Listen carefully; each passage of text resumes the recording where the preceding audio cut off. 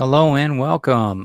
My name is Ted Davies, and you are I'm Brian K. Morris. very good. And we are the Truth Mongers tonight. Brian stepped in for Glenn. Glenn's got a few things going on over in the UK right now, so we're very happy to have Brian with us, and Thank you. long overdue, long overdue. So, Thank you very much. what are we going to be I'm talking? happy to be here. Good. What are we going to be talking about tonight? We're going to talk about Atlantis and some of the things surrounding the myth, the legend. Was Atlantis real? Was it not? And we're going to be talking about some other things connected to it, such as one of the major proponents that Atlantis existed. A guy named Edgar Cayce. I always wondered, is it Edgar Cayce or no? It's Casey. I'm Casey. looking at the source of all knowledge, Wikipedia, and of course it's on the internet, so we know it's true. That and plus, I think it'd be fun to find out where we found out about Atlantis. Absolutely. You'll be surprised about mine. I'm telling you that right now. And it's and that's the beauty of the show, because it is a common sense approach. We're going to take a lot of different ideas, some true to life, some legend, and we're going to process this with everybody here. Hopefully, we'll make some sense out of all of it. But first, let's make some sense out of this coffee cup. I've got Indian River Roasting Company in my coffee cup. You got a couple of those, don't you? I sent a few of them down to you.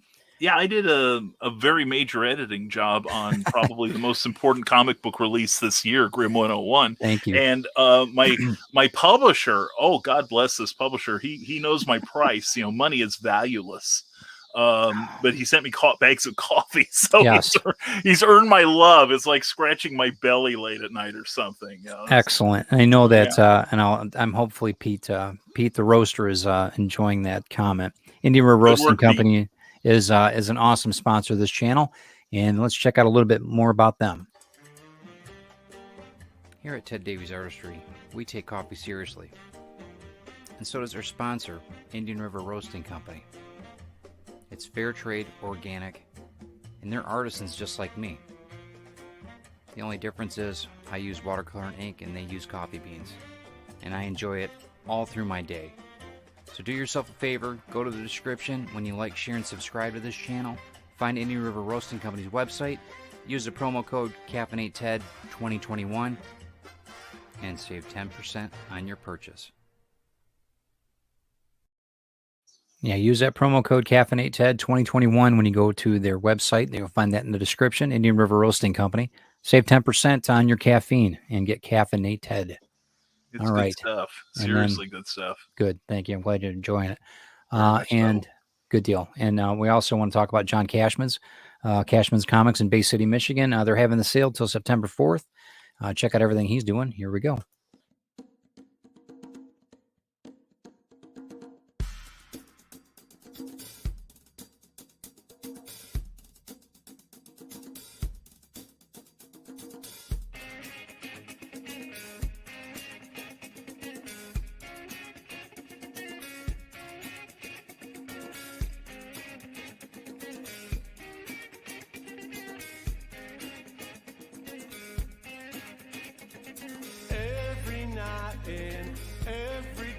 I wake up feeling the same way now. Need to find something to believe. Every night the dreams we made, they're haunting my head now.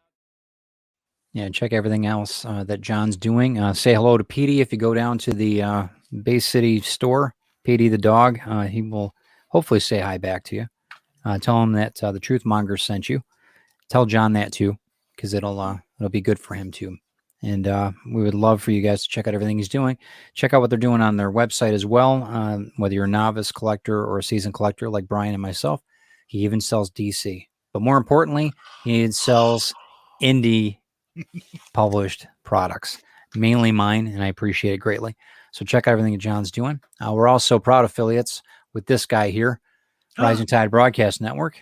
7 days a week, we are a group of creatives that help creatives build their business, and that's what it's all about.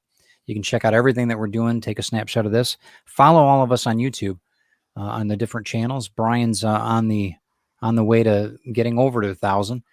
and we're slowly getting there. I'm trying to kick it into high gear here now, but I'll start pushing on it now. So we're about 250. Our numbers are huge on Facebook.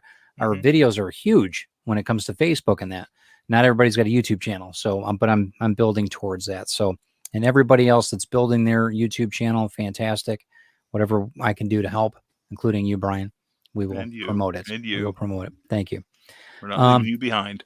Yeah, it's something where rising tide. Nobody's really left behind, right? Exactly. We all have an oar. We just have to start putting in the water and start paddling. Okay, let's see who we got here. You got? Do you have control of the Yeah, you don't, do you? Have control of the comments, or do I? Can you see them? It's all you, sir. Okay. Can you see them or no? I can, yes. Man, who let Brian Rodman in here? Holy cow, we got all kinds of people. Oh, I left the back door open. It's my fault. Dan Holyfield wins the position here. 6:03 p.m. he was here, Eastern Standard Time. Dan, you got to get out, man. Okay, but I'm glad you're here. Donna, Brian, Carl. Man, I'm just going through this. Bear with me. Of course, Brian Rodman, like I said, we have a ton of people. If you have any questions, guys, as we're going through this, just put question if you don't mind. That would be really helpful for me in my old eyes. Sarah's here. Very good to see you. And yeah, anything you want to go over, Brian? I'm going to start out. Let's start. Okay. So Atlantis. All of us have grown up with the legend. I mean, fish people, Aquaman, Submariner, all these ideas of underwater societies, and I mean, Bermuda Triangle. There's all kinds of things that I was raised up. And we got Damien here tonight too. Hello, welcome. It's really interesting to me to find out that Atlantis, we've got all of these comic stories out of it. I mean, Submariner for me, was huge when I was a kid. I mean, that was like a major thing, even more so than Aquaman, because I was more Marvel, as you know. Right. And it's, even though I do like the Jason Momoa movies, I think it's great. But, it's just the whole idea, though. Even what was the show that they had? Was it Patrick Duffy, the man from Atlantis? Yeah, I remember that as a kid. I remember the reruns. Yeah, but that was such a weird thing for a kid to. I mean, wow, that's crazy, But that's, I think, how I got stuck on that. And then Aquaman, of course, on Saturday morning cartoons, and that I got into that whole thing, the Justice League. And how about you? What was your take on Atlantis? My first exposure to the legend was, of course, Aquaman, because I'm old enough that I started reading comics during that late 50s hiatus between Submariner being printed in the mid 50s and when he came back in Fantastic Four #4 in the early 60s. So I was reading like Superboy and Action Comics, and Aquaman was the backup feature back then. Then he graduated to his own book, and he's had some great adventures over the years. But then I started reading, Submariner. Then it kind of segued into Thor, and that kindled my love of mythology. And so while I'm looking up about the Norse gods, and I discover all the other pantheons, and then somewhere along the way, of course, you get to Neptune, you got to go to Atlantis as a result. And in researching for this show, it's remarkable how much the legend of Atlantis has influenced not just what we're seeing now in movies and comic books, and everyone knows the song by Donovan. I remember I still have my 45 of that. It has been so pervasive over the years that it's inspired like classical music. It's inspired plays, and of course, like Jules Verne. 20,000 Leagues Beneath the Sea. Yeah. Classic. Yeah. It's really one of those things that, like any sort of great idea, it spurs other people into creating their own take on it, to the point where I think a lot of us maybe, everyone's got their own image of it, the Atlantis legend, right? And none of it's wrong, and maybe none of it's right either. And some people don't believe in it, some do, and even when Plato wrote about it originally, I guess it had started as kind of like a word of mouth sort of legend. And if you've ever played telephone, Sure. Sure. What's interesting about if I can interject. Please, by all means, I'm done. Hello, Ryan, by the way, and hello, Jody. One of the things about Plato that's really interesting is that from what I've read and what I've learned about, there's 4 generations in his family that talked about it to him. So I think it was his great-great-grandfather that really, from what his writings and the way that he wrote was weird, because he made it like 2 characters talking to each other. It's very weird, but that's just the way he was, the way that he thought, I guess, the way that his written thoughts were. But in any case, he talked about Atlantis not being this super civilization that could travel to the star. It wasn't like that. It was like they had civility, they had a police force, that kind of thing. They had education, they had priesthoods, that's what he was talking about. They had healing. There was a certain power there, I guess, but he didn't talk about like electricity, if he even knew what electricity was. Right. Atlantis was a civilized society. Mm-hmm. Atlantis actually was, from what I understand, it was the city. Mm-hmm. There was everything else around it. The island, I don't really consider it an island from what I was reading. I really think it was a combination of different places, and Atlantis was kind of the hub. So I think that there might have been, and there's a reason why I'm going to go into that in a minute. Mm-hmm, I've got there's some layout of maps and some things. Mm-hmm. I'll show you, see what you think. Sure. But I don't think it was just one area. I think that it was spread out, and I think that the trade routes, everything, they were a maritime civilization, so they had water. They knew how to control the water as far as ships, and they had trade routes. I think that there was a big established, and there probably was some type of energy force. If you want to think of that, we talked about the pyramids. If you haven't checked that out, it was one of our first shows on Truth Mongers. We talked about alternative energy, whether it be sound energy or whether it be the Ark of the Covenant or whatever. But there's certain things with Atlantis I don't want to lose it into legend, because I think that the society that was there is just as important, and whether it was there or not. I don't think that they were, like I said, going to the stars and stuff. Maybe they were, but I'm just saying. Yeah, I always got the impression from my readings on it that it was more like what we would call utopia. Okay. It was, high level of learning, that intelligence was very much valued. They might have even looked different than the way, say, you and I look. Yeah. I did see some descriptions of them looking more like what they call, they described it as mongoloid. Really? Really? Yeah. And that could, and also maybe perhaps, taller, kind of like the precursor to what later in the 30s and 40s became known as the Ubermensch. Oh, okay.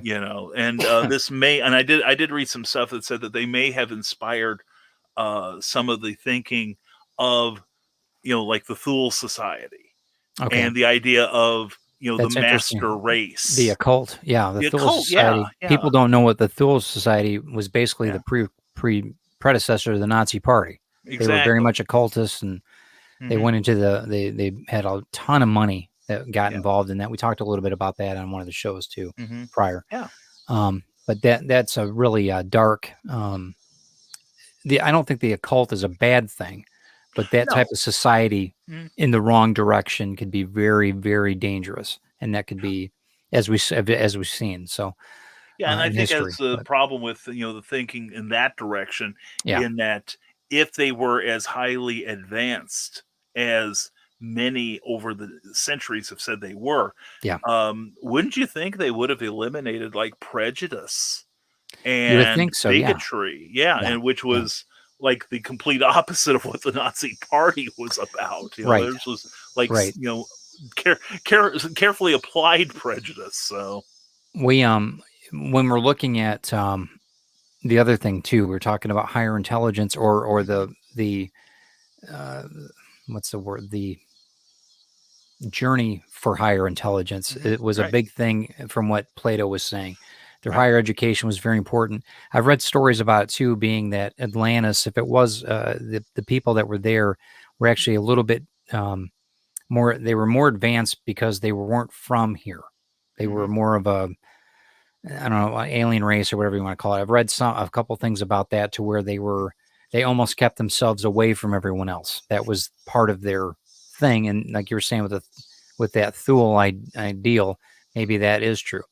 But we all know though that there was a catastrophe that happened, at least in the theory of the stories.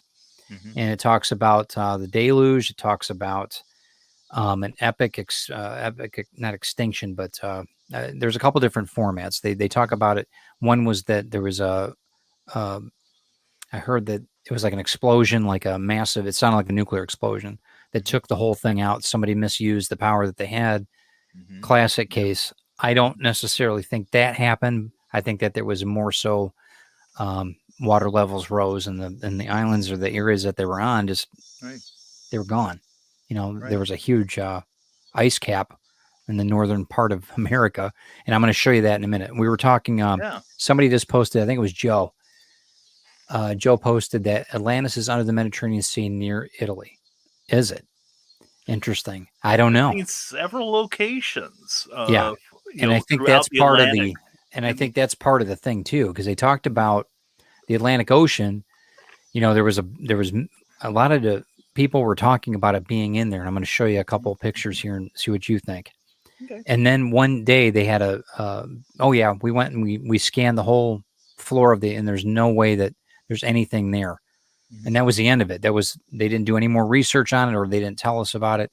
And then all of a sudden the Caribbean came up, or the Mediterranean, or it's a classic bait and switch, and now everybody's looking for it. You can find Atlantis anywhere when you really think about it. You could find it in Lake Huron here, right where I'm sure. You know what I mean? It's just, it's a kind of a mind game. I don't think it didn't exist. I think that it did. Okay. So when? I don't know. I mean, what are your thoughts on that? Do you think it was a long time ago, hundreds of thousands of years ago? Do you think it was? Yeah, I barely remember that time myself. But yeah, no, I want to believe it exists. Mainly because, who knows if one day we could find records, if it existed, and maybe get a clue as to how we could become more like them. If they did have this utopian society. And I'm not talking about airships and force fields and things. I mean, that's like technology. That. That's not civility. That's technology. Exactly. Yeah. And a lot of the stuff prior to the last couple centuries, as far as literature goes, painted the Atlanteans as a more cultured, more intelligent society than, say, us, for instance, which is some days not hard to imagine. But yeah, I always thought, because geologists have talked about at one point there was one world, one landmass. Yes. I think it was called Pangea. And that eventually, over the centuries, it slowly separated into what we now know as the 7 continents. Right. And who's to say Atlantis wasn't a part of that? That when maybe, it finally broke away, maybe a tectonic plate shifted or something. And next thing you know, Atlantis is, going under the waves while, say, Africa is floating off into the distance to its new home. Right. So, and it's that's one of those things where I don't disbelieve. Right. I would eagerly in fact, if anything, I'd like to find it because I do like the idea of our legends having a basis in reality. Absolutely. I think that there's, and you guys have some good conversation, good points. Hello, Teresa, by the way. I'm just reading some things. I'll throw a couple of them up. If there's something that you see, Brian, we'll put it up there. But no problem. Let's see. Ryan asks, Ryan Permisson says, was Atlantis here before Jesus or after? I think well before. Like tens of thousands of years before. And the reason why I say that is because what I read recently talked about the last ice age. And it talked about, and I think that there's been a couple different floods. I think there's been a couple different avenues that have happened here on Earth. whether it's a comet hitting or whatever. I think that there's been a few different extinction things that have happened. But the last one, they talked about the water levels going so high because the ice cap melted. And there's a thing with the oceans that when an ice cap melts and it pushes into the water, a lot of things happen with the plates. There's sand. There's a lot of things that happen, and when it goes down it's a real mess. It's a real mess. So to cover up something that's going under the water, and I'm sure that the water levels really rose, it causes tsunamis. There's all kinds of things that can happen. Right. That people creatures were being knocked off like crazy. Sure. I mean, this is a massive event. So, I think that there's a lot of things, but I think it was older than well before Jesus. Yeah, I'm looking here at one place, even in, well, I think it's like a minimum of 9,000 years before the time of Christ is what a lot of scholars say. Yeah. So, and this is something that was discussed in the time of Jesus, even before that, in the time of the pyramids and such. In fact, I always read legends about how, as advanced as some Egyptian societies were hundreds of years before the time of Christ, what if they got some of that learning from some stray Atlanteans? Because supposedly, very good point. Ryan Permisson mentions Kryptonians. Who's to say that they're, a lot of the texts I've read was there people, unlike not listening to Jarrell, that they got as many boats as they could, knowing what was about to happen. Sure. Yeah, and just started making their way towards these other parts of the world. Right. And I think that would probably explain a lot of technologies being similar in different parts of the world at one time. Yeah. One of the things that I read about too with Plato was it talked about his grandfather going to Egypt and going to the Great Pyramid and talking to the scholars that were in the underground city underneath the Giza Plateau, which people don't know, there's aquifers, there's all kinds of palaces underneath the Giza Plateau that you can't get into. Right. But it's all documented. There's a ton of literature on it, especially with Plato's background. And they talk about the Egyptians in this discussion with Plato's great-grandfather, talked about how the Atlanteans had, they talked about their knowledge. They talked about their libraries and how they had libraries in Egypt as well, and how they corresponded with them. So, I mean, I think that the trade routes, again, you're back to the trade routes. There's a huge thing, history that we have really no concept, at least us as laymen don't know. Some historians might, but then I'm sure some of the powers that be probably do, but we just don't have, they haven't really, I don't know if they don't release that information or what, but it's fast. And it's interesting to me that, it's in our DNA. I mean, we come from water. We're made of water. It's, the story goes, it's a lot deeper than just a theory or at least in my eyes. So true. No, I agree. And it would be, it's probably something out of a Dan Brown novel that there's some government that is holding on to several papyrus scrolls that are like 10 millennia old that detail how to, every person can channel arcane energies. Sure. Sort of thing. Why not? Anything's possible in my eyes. Yeah, anything, whatever. Yeah. That's well, cool. Even look at not to keep dancing back to Hitler and everything, but look at his studies. Once he achieved power, the legend goes that he was very much into the occult and was trying to gather objects of great power, such as the Spear of Longinus and all. So it does sound paranoid to a lot of people, but the thing is, it also has that little element of, it could happen. Sure. Look how much our own government has kept from us. Yeah. So. Yeah, and that's what we do know, what they kept from us. Yeah. What we don't know is probably even more so. It might scare the hell out of us. Yeah. Glenn, I read your thing. I hope everything's going all right, buddy. My thoughts and prayers are with you guys. Yeah, love you, Glenn. One of the things I do want to bring up is a map. Oh, let's see this. So let's talk about this. Let's I'm do going to it. split back here in a second. Hold on one second. Okay. How am I going to do this? Okay, there we are. Let me zoom in on this. Okay, so this is where we live. This is where Glenn lives. Okay. So what we're going to do is there's a couple things that we're going to bring up. Okay, so Okay. in this, you guys can see the arrow here that's moving. Mhm. Okay. In this area right here, this area was called Doggerland, Doggerland, and it was when the whole area was one continent over here. And this is before the Ice Age. We're going to go back to this in a minute, but you're going to notice a few things off the coast here. Now, you know that Stonehenge and everything is in this area roughly, and then you've got other stone outcroppings. They call them the Giant's Wheel. They call them all different kinds of things. But throughout this area going west, you'll find a lot of different really weird things like Stonehenge and that kind of stuff. They also have it along the same line over here. There's a lot of different glyphs and a lot of different things that are tied into that whole energy source, if you want to call it that. But this is real interesting. We'll come back to that in a minute. From what Plato was stating, he said that Atlantis was actually, by the way, Atlantis is a Greek word, from what I'm understanding too. It might not even have been named that. It could have been named something completely different, but Atlantis is what they stuck with. So what I'm thinking is it's probably in the Atlantic Ocean is what I would think. Makes sense or no?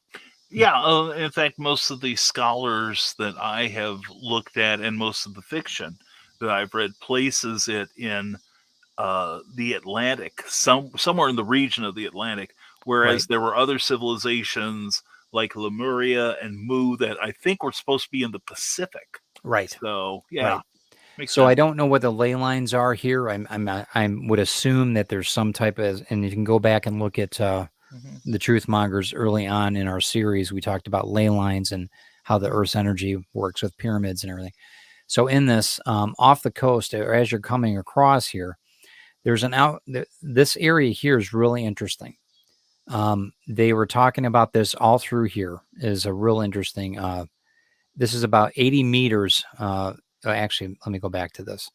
It's deeper than that, but this area was not, was covered up after the last thawing of the Ice Age. So we had, the sea was higher, obviously, or obviously it's higher now, but this area here, they're thinking that the outcropping and the way that the granite rocks are and everything else that they found here, the sand, it's actually coastal sand. It's what they call ancient sand here. Really interesting stuff.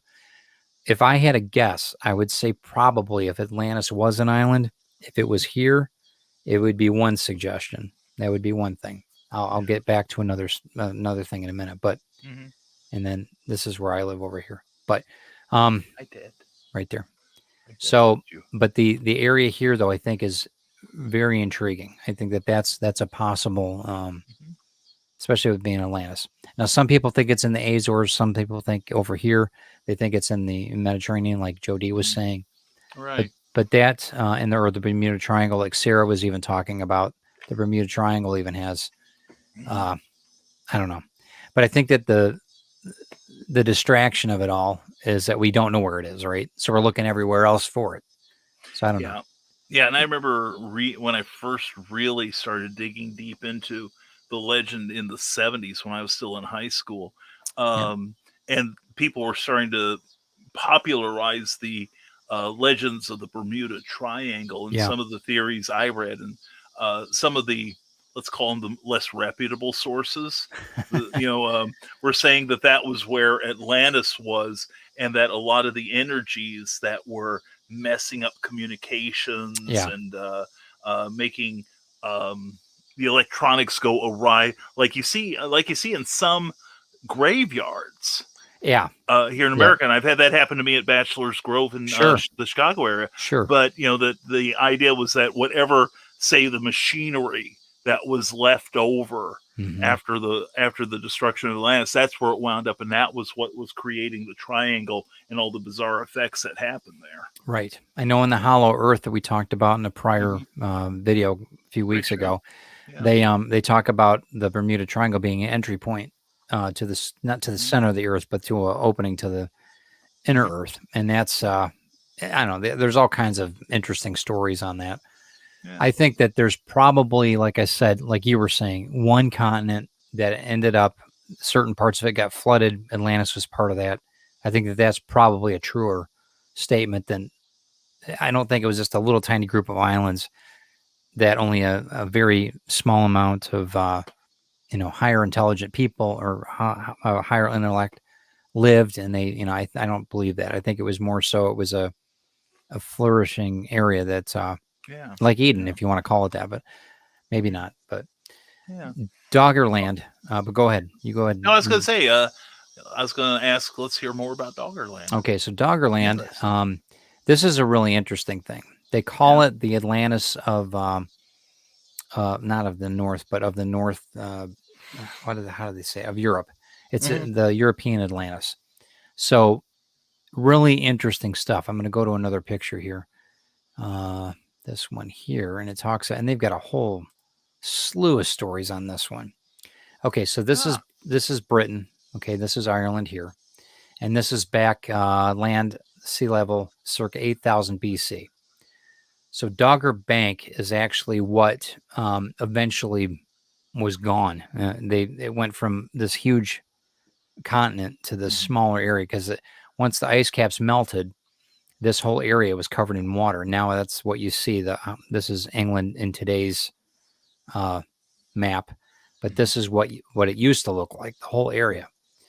So they were saying that, and this is all documented. I mean, the type of animals that were in here, it was like a paradise here. They had very warm climate, very highly developed society, tool makers. They made, a spear. I mean, it wasn't just a hunting gathering. It was actually, they had a society, but it wasn't something of, you're thinking this high tech, science. It was more so of a very, not Neanderthal, but just a very elevated society. The plants, everything that was in this area, the mammoths, it was incredible. They're finding bones and everything else under the water, 70 meters under the surface of the water now. Oh, really? But the whole area, the forest that they used to have in this area, they still have remnants of it. And you'll see it in the tides when they come in and go out. You'll see these remnants of these ancient trees. And it's quite incredible. But I would everybody should check out the history on this, because it's a fascinating read, and watching the videos on them, because there's so many, there's so much truth to it. And it's not just from the UK, it's from other parts of the world, all through Europe, Germany. They talk about Doggerland as a big, literally a big continent. And I'm wondering if maybe that could have been part of Atlantis too. And I'm saying it as far as the ideal, not the island. I think it's certainly credible if you accept the existence of Atlantis in the first place. And I'm looking at the chart here, and it says like land above sea level. And we all know that the planet goes through cycles. Sure. And as we become more technological, we are starting to influence them negatively, which is why we're having the climate problems we have now. Yeah. And I've seen reports of like small islands, whether in the Pacific or Atlantic or whatever, suddenly they just pop up. Right. They're not on any map, but they pop up because of the levels of the water changing. And by the same token, in some areas, some have become submerged. Yes. And I think even with, especially with global warming now, I think I saw a map recently that showed how the standard map that we grew up with has changed kind of subtly because of the ice caps melting and more water being put into the ocean. So I think it's very credible, especially for that time. Sure. And it's information. And one thing that the internet does provide, you don't have to believe everything, but at least you can take in the information and then process it accordingly. Mhm. And that's the dangerous part of it, right? But Yeah. if it can happen in one area, why couldn't it have happened in Africa and throughout the whole world? Some people talk about it being by Australia. So, I think that it was a larger picture. I think that really there was just more to it than just being a small group of islands. I would have to agree with you. And who's to say that whether it was all one continent or maybe even the continents were closer together, but Yeah. maybe lost some land around the edges again because of climate shifts. Right. Some of the oldest footprints too are in that area in Doggerland. There was almost like a trail that it was in mud and it ended up, becoming a fossil. But you can see all these footprints of people, how they used to walk through Right. basically it was a trading, like a Silk Road, if you will, of how way, a long time, 50,000 years ago, God knows. But yeah, I think that there was definitely, more to it than what we're thinking. And we're seeing that in North America too. We're seeing a lot of history that's, the pyramids, everything that's here in North America. It's crazy. It's crazy the history we've got here. But it would make sense if there was all this technology, or not technology, if it was all this learning in one area, and then when we're all connected, and it just makes a lot of sense. Call it Atlantis, whatever you want to call it. But yeah, exactly. And the thing is, like Doggerland here, the first thing I'm thinking of is like Atlantis is wherever it is. And then you have a group of people that maybe just don't agree with what's going on. Political, societal, call it what you will. And they say, you know what? We're going to form Doggerland because we're doggers, and that's where we're going. So it's interesting to see the development too of, like, they've got what they call a wood henge versus a stone henge. And the wood henge, it still exists because a lot of the wood's petrified, but it's almost like they moved west. Just like a lot of people do, they start at the East Coast and they move to the West Coast. It's very in that, when you're looking at different, like Stonehenges and that kind of thing, the ruins, you'll notice that it goes very much a west movement. And this is very similar in Doggerland too. We've actually got a Stonehenge in Lake Michigan here. I don't know if you knew that or not. I'd heard that. I didn't know. Never checked it out, but the whole area used to be a hunting area, or not. I mean, obviously, it was obvious. It's on a ley line too. Really interesting stuff. But I would put dollars to donuts that there's a ley line running from that point, from the UK across all the way past Detroit and right into Lake Michigan. I bet you. We should check that out. I would not be surprised. No. We should check that out. But anyway, I digress. But Doggerland, I think, is one of many ideas that were there before the waters rose. Yeah. But it might not have been to ice cap either. I mean, they were stating in the literature I was checking out, they stated that a comet hit in such and such years, but it hit the ice cap, and that's what started the instant melting. And that's why there was almost like a tsunami flood. But I think that could have happened several times in history. I don't think I think we're fooling ourselves if we think it just happened once. I mean, Yeah. I don't know. Yeah, no, I agree with you because, I think science has proven that there has been more than one meteor strike on Earth, such as the extinction event that supposedly took out the dinosaurs. Yeah. How do we know they weren't keeping them as pets in Atlantis? And I say that not with my tongue in cheek, but in all seriousness. We talked about giants on this station. If you go back and look at it, and there's a 200 million year old footprint that we showed you in a rock. I remember that. Do the math. The dinosaurs were walking around 65 million years ago. I mean, I don't know. There's just a lot of stuff that does not make sense. Maybe our carbon dating's not everything it's cracked up to be. I don't know. But there's so many facets to it. And who's to say that Atlantis wasn't hundreds of thousands of years old versus this 10 or 12,000 years that we're talking? I'm a big proponent that Egypt is a hell of a lot older than what they're stating it is. That's just me, though.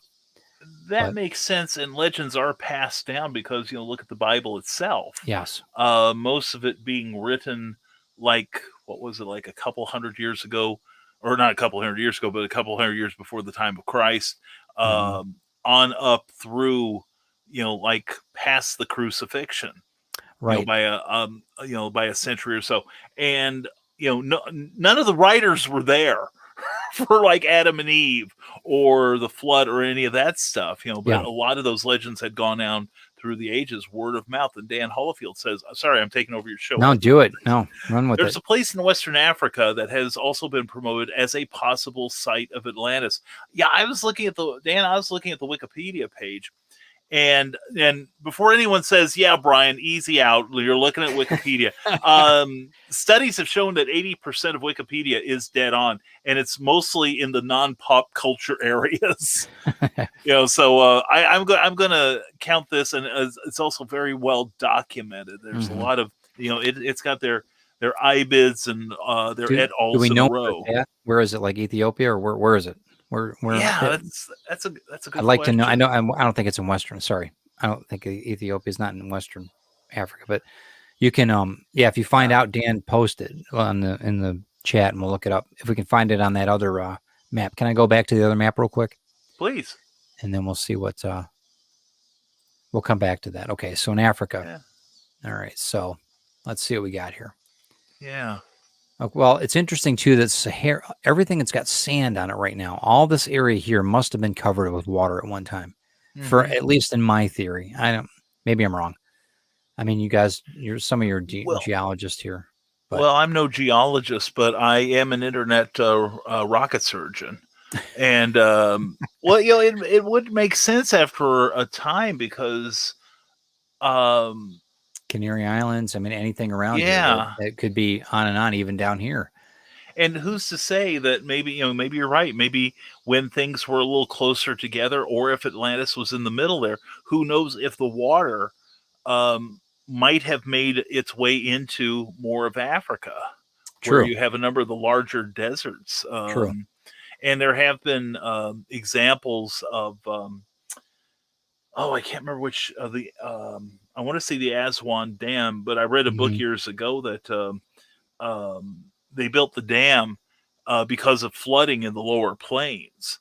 Okay. And so they built the dam to prevent the flooding from happening. But unfortunately, the result was that the nutrients that those floodwaters brought in was no longer there and turned that area into a desert. So makes sense. Yeah. That makes a lot of sense. Yeah. Yeah. So that could be, and it is kind of interesting. And I wish my cursor worked on here because I'm seeing like where Europe and Newfoundland, for instance, if you see that where Newfoundland is, just in the lower left-hand corner of the screen as you have it right now, Ted, and how that fits into that little area just north of Spain. Yeah. Okay. And that's kind of why I kind of think at one point we may have had one big honking continent until, maybe it was an earthquake, maybe several meteors hit, like trying to slice a diamond. Right. And it hit on the wrong fault line and suddenly everything started sliding away from each other, or the climate change, whatever it was, that maybe there was one giant continent, which also goes to explain, and I think you've covered this on the show too, how various cultures between South America and Europe and Asia and North America, even before travel was as relatively easy to do as it has been for the last couple of 100 years, that a lot of the symbology shared between different cultures that could never have met each other all evolved under similar ways, like the sign of the cross, the broken cross, also that a lot of the pyramid, a lot of these symbols and shapes had power, not just like in the culture that we identify them with now, but also in cultures on the other side of the planet that there was just no freaking way that they could have gone to with regularity. Right. And that's, and again, we're thinking, we're thinking too on our terms. there could be a combination of things. There could have Yeah. been a smaller or larger landmass, smaller way to get around. That would be probably the most sense.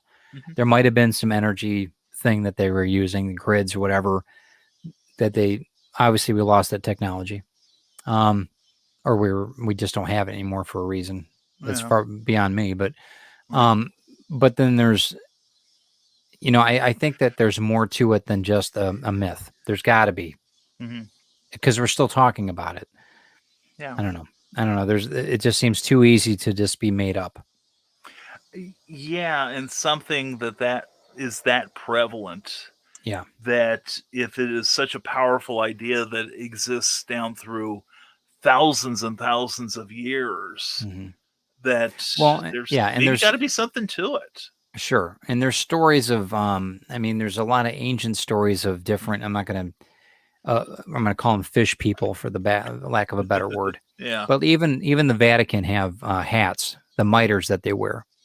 It's a fish's mouth. And it goes back to the story about the man that came out of the sea, the man in the sea that taught native man how to cultivate and how to do things way, way advanced to what they're agriculturally and what they were used to doing, literally. Right. And this is a story about a person, a being that came out of the water. I mean, even Lovecraft talks about Dogen, right? Dogen is the story, right? Right. That's a creepy story. It's a far off to what I'm talking about. But, even the Pope, though, wears a mitre hat that looks like a fish head. So, there's a lot of things that tie into this that are very subliminal that people don't even realize.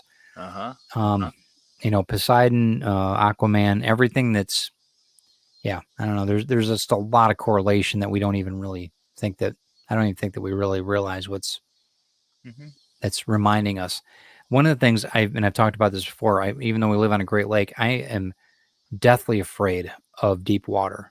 I'm like a completely different person when I'm around deep water. Really weird.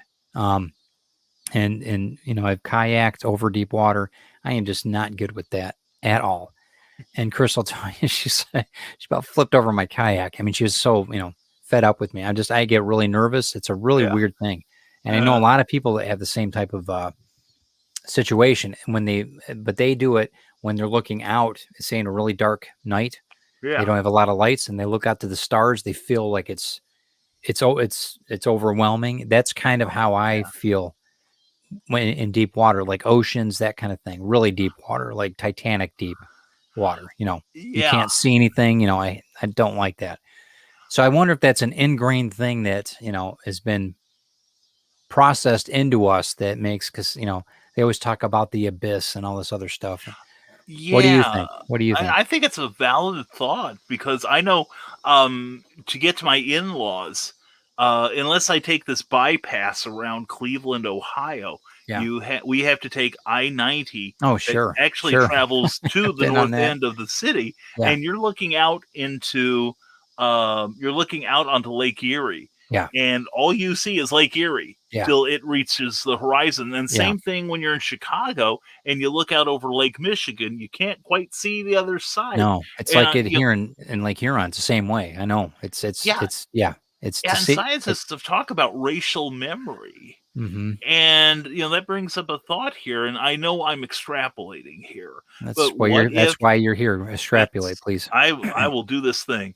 But it's like maybe what would you think if the sinking of several of these land masses, such as Lemuria, such as Atlantis, such as Mu, whatever, maybe part of that has now become part of our DNA, our RNA. Sure. That is why maybe we are, a lot of people are deathly afraid of drowning. Yeah. I've almost drowned a couple times myself. It is a terrifying feeling. Could be I have no problem swimming. No, if I can see the bottom, I'm good. If I can see the bottom of the water, no problem. But when it comes to like super deep water, I'm always concerned about something coming up from the deep. I don't know. It's weird.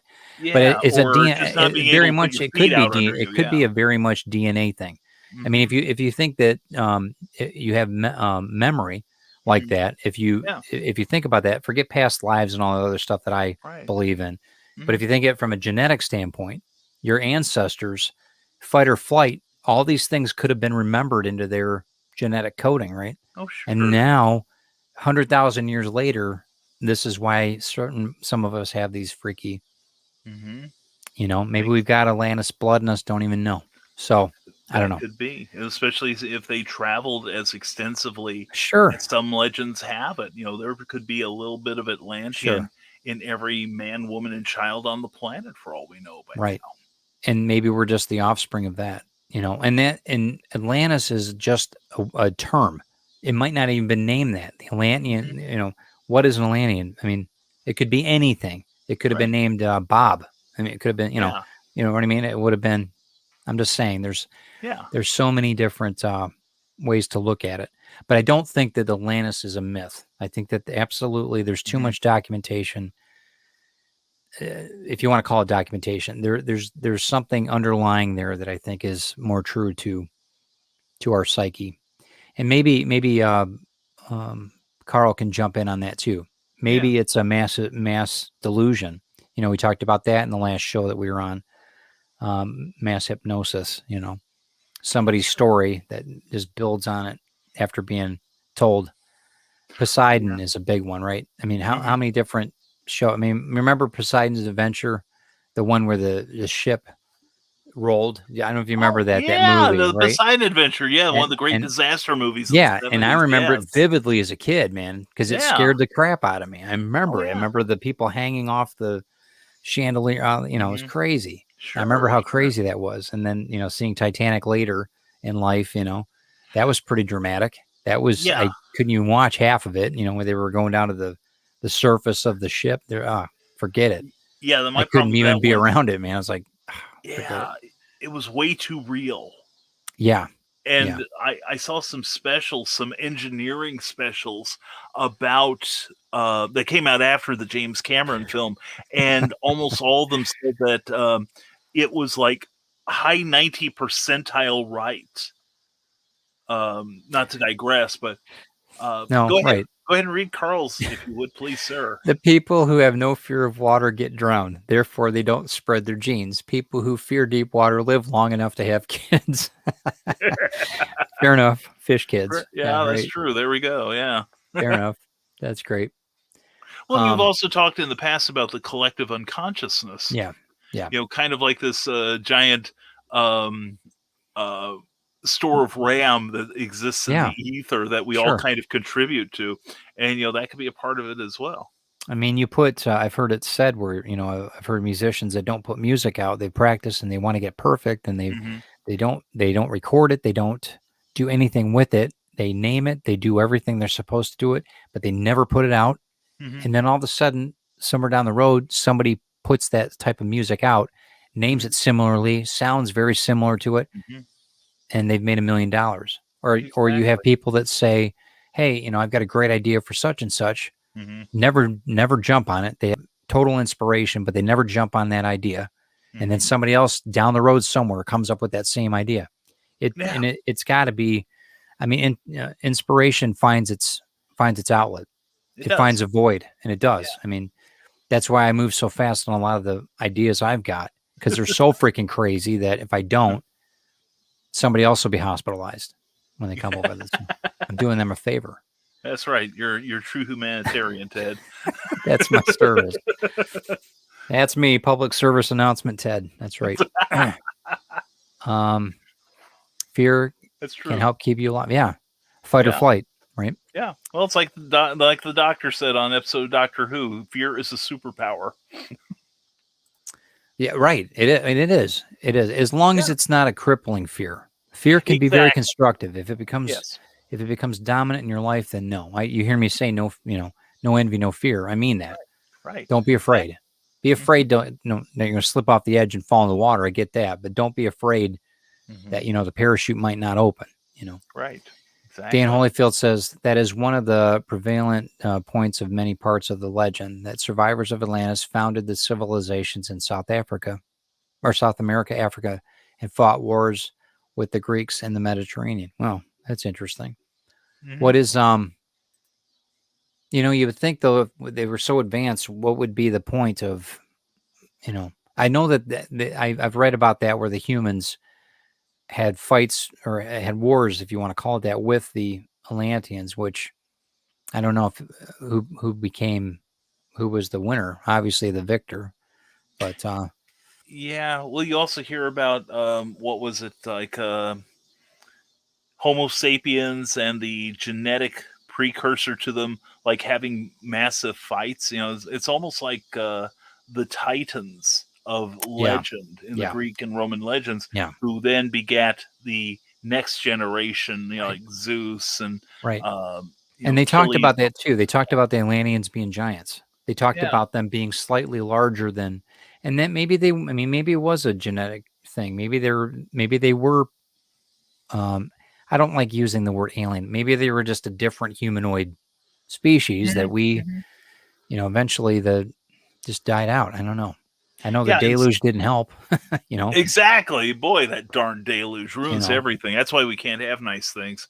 But yeah, I saw Sarah earlier mentioned the yeah. possibilities of, could they have been aliens? There is, that's as valid I'm a sorry I thought missed as that. any, Yeah, since we don't know exactly.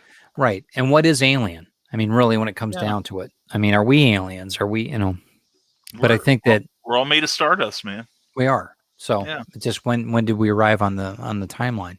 exactly. Um, but there's so many, like I said, there's so many facets to it. But with the documentation of Plato and then so the age of Atlantis, that idea for generations, Plato's family told stories. So even before that, they were told these stories must have been told to other Yeah. ancestors and so Uh huh. forth. I mean, it goes on and on. So, I Yeah. mean, who's to say? Who's to say that these? But I could totally understand that the civilizations, if it lived long enough, and it did have some type of civility, Oh, uh, sure. it would advance. But again, if they're and then Sarah, yeah, Akashic records, yeah, that's mainly what I talk about a lot because I think that there's some truth to that. I think that there's and I know further in the Truth Mongers, we're gonna be talking about. I don't think Glenn's quite into this, but we're going to talk about auras and we're going to talk about energy fields around people and exactly, what our where are we? When we go to sleep, where do we go?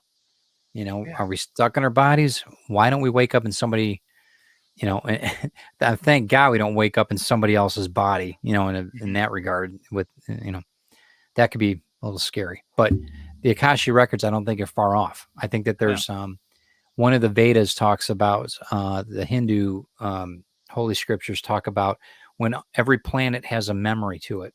hmm And when the planets all align, they kind of unlock certain energy of record. hmm So like if the um, say our solar system, everything lines up in one line, that opens up kind of like not a Rubik's cube, but kind of like that, a Pandora's box, if you will, of every thought that was ever thought hmm ever since creation, every word that was ever spoken, hmm and it's all there just to download. Yeah. It's fascinating stuff when you think about it. And if that was true, wouldn't that be cool if we could find out the history of Atlantis or the history of our Earth, and what part we play in it, in the overall story? I think that's just, that would be fascinating. It would Yeah. be scary too. I think it'd It'd be be, terrifying. Yeah. yeah. I think a lot And of I could. people would be blown away by it. I don't think they would handle it very well. But Well, I don't know how we'd record it. It'll probably be something like a high speed hardwire speed, and then there we are on our dial up trying to capture it all. So right, right, right. Um, I don't know if I've got any other. I really didn't have the biggest thing with Doggerland was I wanted to show that it wasn't just one idea of Atlantis. hmm Many different continents, different people have stories about Atlantis. Not all of them are in the Caribbean, or some of them, like you said, with Doggerland, especially Scandinavian wise. The Dutch talk a lot about that. There's a lot of different people that talk about this in this area, and I think that that's kind of normal. I mean, there's yeah. a lot of history, I'm sure, in Lafayette, Indiana. There's a Oh lot yeah. of myths and there's a lot of legends and that kind of thing all Oh over the yeah. place. I Oh know yeah. in Michigan here with the Great Lakes, there's a ton of different stories about, ghost ships and on hmm and on.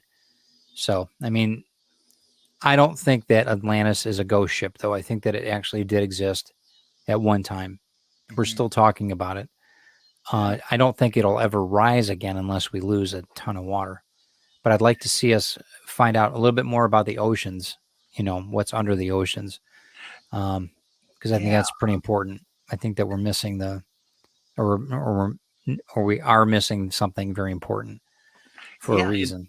In doing the research for tonight's episode, which is so vast that I would have needed actually about 4 or 5 months in order easily, to take it all in. Easily. It's so just scratching the surface, yeah. Oh, yeah. But one of the things I saw, it looked kind of like, if you could imagine, those plates you can find that for deviled eggs? Yeah. That you can pile in the middle, then they've got those little, it looks almost like a sunflower of sorts. And imagine that upside down and, formed from stone. Because somebody was saying, well, this is a potential place where Atlantis fell. What if they had in a lot of the fictions about Atlantis, you see domed cities. It was true in the comic books. For the longest time, there was an outpost of Atlantis that had a dome over it. And I think half the time Atlantis in Marvel had a dome over it. Really? Very briefly. But it's like, mostly for self-defense sort of thing. But what if they had something like this, and this is where all the rock and the silt and everything is at, and maybe those Atlanteans are under there right now with another why not? Another thing? Because why not? That's the sort of research I've done for a book I'm planning to write eventually. A fiction. That's great. One of the stories in the Hollow Earth talk about the Atlanteans going into Hollow Earth, and actually that's how they and I think we talked about this in the video. If you go back and look at it, they talk about these people were there to help the humans survive the deluge, right? Or whatever catastrophes happen. But that was their job. They were kind of the watchers, kind of in a way. But the grand alignment of the planets did happen back in the 70s or 80s. I saw it myself. Of course, the only enlightenment back then was recreational pharmaceuticals. So I've been told. LOL. Yeah. Remember all those drugs from the 60s and 70s? I don't. Anyway, I led too pure a life. This is just genetic damage on my part. But no, and you talk about the Hollow Earth and the connection to Atlantis. DC has published off and on through the years a comic book called Warlord. Created by Mike Grell. And even I know that one. Yeah. Yeah, it was a great comic book. Yeah. And Grell had, throughout his run on that title, had just basically come out and said that Skataris, what he called like his home base there, had a strong connection to the Atlantean culture. Interesting.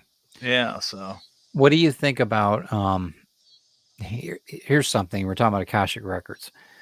I think Jack Kirby had a lot more on, I think he was plugged into a lot. I mean, I talked about this with Glenn B. Fleming about how Kirby's creative side was very much plugged into, it sounds corny, but almost a higher understanding in a lot of things. The drawings that he did, the stories that he told, even from the face on Mars, there's a number of things that Kirby, it was almost Nostradamus, weird things that he actually were very much like Tesla in a way, the original Tesla, not Musk. Really fascinating, the correlation there. But I think that we all have that in some way, shape, or form. At least in my mind. I don't know. There's certain things, sense. But I would see that that's I think why subconsciously we adore people like that. I mean, Kirby was just a guy, but he had a great talent and he did some really great things. But when you really cut it down though and really look at everything, it's kind of eerie. It's kind of really weird. Some of the stuff that he comes up with, the technology ideas, the fascinating stuff. Anyway, I'm getting off subject, but I'm willing to talk about this for 4 or 5 hours. I'll talk Kirby all night long, but no, we've talked about the collective unconsciousness, and you have some writers who have this wild imagination that does seem to come as if this information's coming in from another plane, like Tesla, like you said, Yeah. Nikola Tesla, like H.P. Lovecraft, Yeah. who has such a unique way of describing otherworldly cultures, Yeah. and Jack Kirby, Alan Moore. Mhm. There's just a group of people, and Kirby I know was very well read. And while Yeah. he never took drugs or anything, to my knowledge, Glenn would know more about that than I do. But he was just, like you said, he was working Joe, but there was just something in his mind that was He's just more unlocking. attuned. He's just more Yeah, he tuned was to more something else. attuned Yeah. to Yeah. the ether, or Mhm. whatever you want to call it, and like in comics, in the Flash, they call, they talk about the Speed Force Yeah. that allows the Right. speedsters to do the amazing things Yep. they do. What if there's an imagination force that all of us who are, creatives, and like you tap into it, you get Grim 101. I Yeah. tap into it, I get Skyman. Right. Right. And Or retrieve or whatever. Yeah. right, Yeah. Right. yeah. So Sarah's got a good point. Okay. Maybe we don't have the technology to go in deeper waters yet. Listen, we go out to outer space. We've got so much technology to get to the deeper waters. There's certain things they just don't. I don't know. There's got to be something down there. If you're going to hide in plain sight, you've got all this water. I don't know. Yeah. Maybe I'm wrong, but no, she makes a good point. I think it's, if you think of it like everything has a frequency, like you said earlier. yes. And I have heard NASA recordings from the probes they've sent into the solar system where planets make a sound. Sure. And they are distinctive voices. Mhm. And what if, like in 2001 by Arthur C. Clarke and Stanley Kubrick, what if our ability to tap into these forces is part of our rite of passage into the larger consciousness? That could be. See? That could be true. And maybe maybe we're not supposed to know a lot of stuff like Atlantis, or we're not, does it really matter? No. I mean, maybe that's why we don't remember our past lives unless we're That could be. unless we're under hypnosis. I mean, maybe that's a reason for that.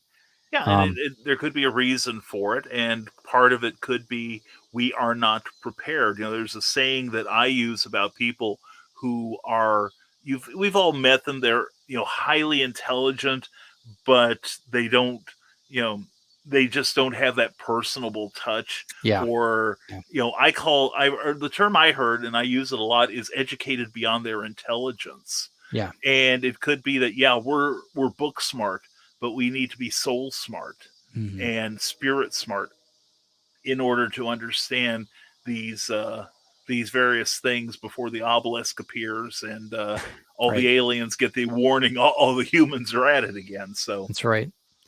Let me ask you this: do you think that well, a couple years, what was it, 2 years ago? We started, or a year ago, we started seeing the monoliths pop up, the silver one. Yeah. Okay, so whatever happened with that? Did you ever?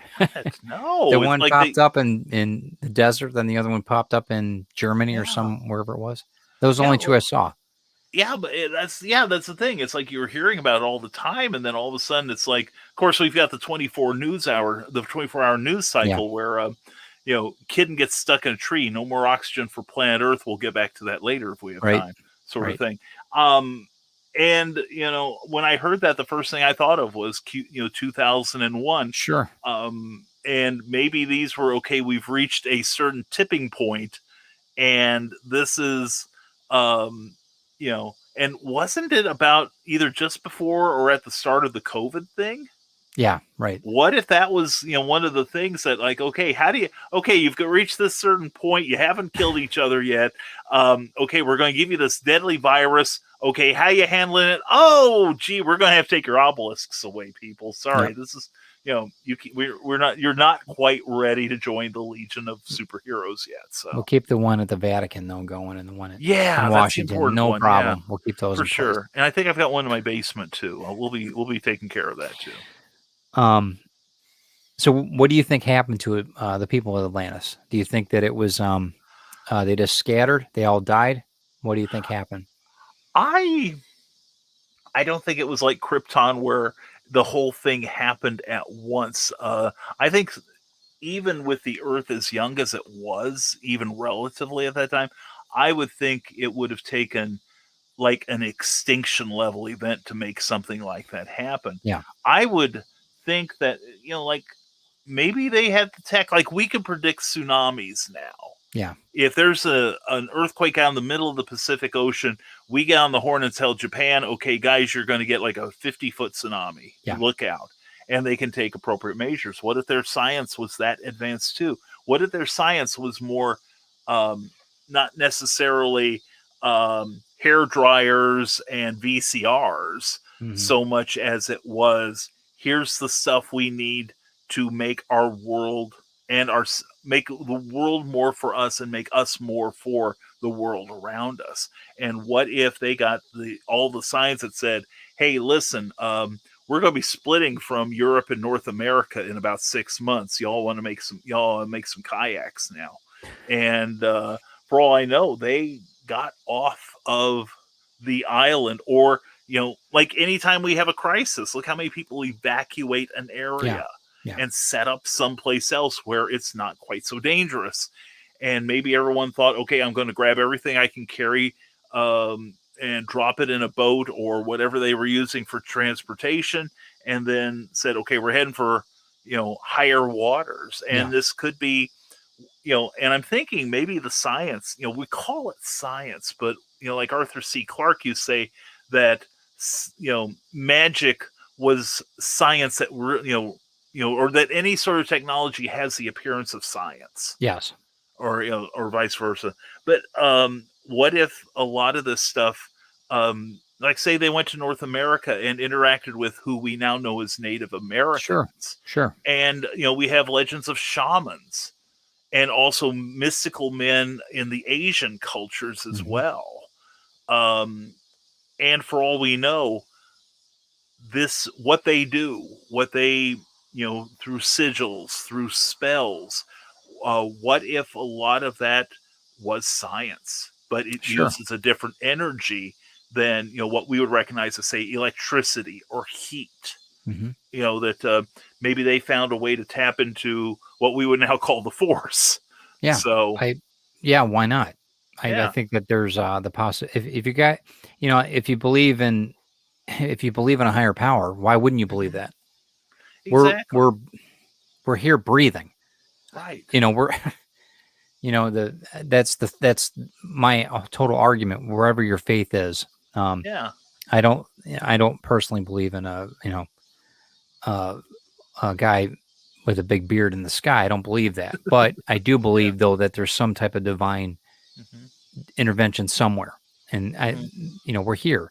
We're a bunch of dust. I mean, I don't know. How could we be here if there's so many amazing things? Why couldn't we think of something else that's not normal, what we consider normal? What about Atlantis? Okay, great. What about aliens? Great. What about, what about the Hollow Earth? Okay, great. Does it change anything? Like I said, does it matter if Atlantis happened or not? No, it doesn't matter to me, but it's interesting. And if it did, I would accept it because I think, okay, it makes sense. It makes sense to me. Yeah, and something like that would have a relevance to us today, I feel, because it is a lost culture. That is, hold on one second. Yeah. Carl, I do believe in Brian Rodman. And I believe in Brian Rodman and Santa Claus. And if Brian Rodman ended up having some type of faith-based movement, I'd be a what's the word I'm looking for? Rodmanonian something. Yeah. Anyway, whatever. You're starting the Church of Brian. Yeah. Right. Yeah. Yeah, I understand wasn't that was from Monty Python? Yes, it was. The Life of my Brian. Favorite That's movie. great. That's it, and it's right up the alley of how it all. Yeah, and I love that movie not just because it had my name on it, but it has what I consider the funniest moments in all of film, and it's one that I will not allow anyone to use that kind of language on our broadcast. Oh, and listen, I'm all about faith, so don't get me wrong, because I think that faith is super important. It's a very important thing for people to have. I'm not knocking it at all. Right. I think that there's whether it's faith in somebody else or faith in yourself. It gives hope, and that's important. That's an extremely important thing. So don't take it from my Taoist Buddhist perspective. Take it from faith is a very important thing. They're going. Dan, they're all just going. Poor Heretic. Brian. Is he on here? Is he Heretic. listening to this? This is I great. know. How So much did Brian what do you pay think? you, Dan? How much is What Brian sending you? what That do would you say these think? things. What do you think the Atlantis people believed in? Do you think that they were spiritual? Do you think that they had a dogmatic view on life? What do you think?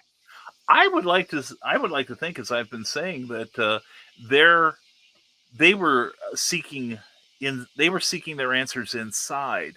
That maybe, like I said, they didn't have computers. They didn't. I'm listening to you. Just Yeah, I know you're not, and I don't blame you. I'm listening to you. Welcome I to am. my show. Welcome to Oh my Nevermind, but God. furthermore, where whatever the host says does not matter one bit. Where the conversation that goes on the side is the true show. So if you're just listening to us on as a audio Yeah, we podcast, should do that. Yeah, you're missing out, chump. You're missing out. You're missing out because the real entertainment's in the comments here. But no, I like to think that they were more evolved spiritually and mentally, more in tune, probably with themselves and with the planet. Well, that I believe. That I do believe. Yeah. I think that they were somehow intertwined more in the planet than the way we are. We feel that we are above the planet. A lot of us. No, I don't. Yeah. But we feel like we're not part of it, but we are Yeah. above it. When actually we're actually about it. We're in it. Right. We're from it. So yeah, anyway. yeah, we're all made up of the same stuff. It's just We are. rearranged differently. Right. And if energy is matter, just and vice versa in a different form, then who's to say that maybe the Atlanteans had achieved what they call nirvana. Maybe they achieved peace of mind, and maybe that's what made their culture a paradise. And it wasn't because they had refrigerators and they'd figured out a way to explain rugby to strangers, that sort of thing. But they had come up with ways to become more attuned to the planet, more attuned to each other. And maybe they had found the age of Aquarius that we kind of alluded to earlier. Sure. So, do you think that somebody snuffed out Atlantis? Do you think that it might have been a takeover? That's something else that was discussed. So now look at it from not a natural disaster, but actually a progressive destruction. Something happened that somebody wanted to take over the planet, if you want to call it that, or small movements, or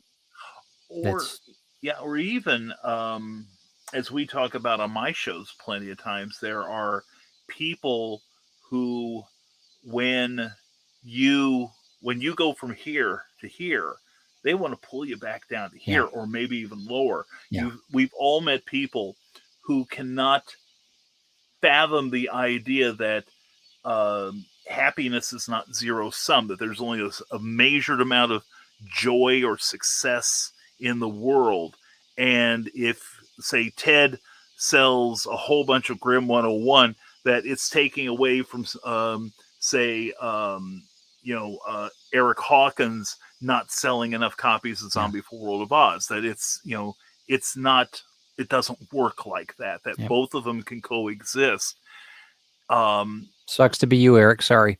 No, but you're right. You're right. I know, and I think that that's a big misnomer. The thought of lack is such a problem. Greed and lack in our thoughts is such a problem in our society. And I'm just kidding, Eric. You know that. We love you, Eric. We really do. But no, the thing is, what if it was like the Cro-Magnons? That's who I was trying to think of earlier versus the Homo sapiens. That what if you see somebody who has stuff you don't? And so you say, okay, if I can't have it, they can't either.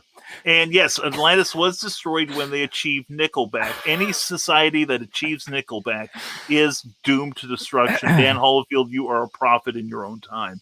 And everyone should make a profit. But anyway, I could see it that, people in the hills, people that, there's always people that don't subscribe to what the groupthink is. Even when the groupthink is incredibly right. No, take your hand off the volume control. I'm not going to go into a rant. But it's like, what if the have-nots in this case rose up against the haves? Sure. And maybe it was like a culture war.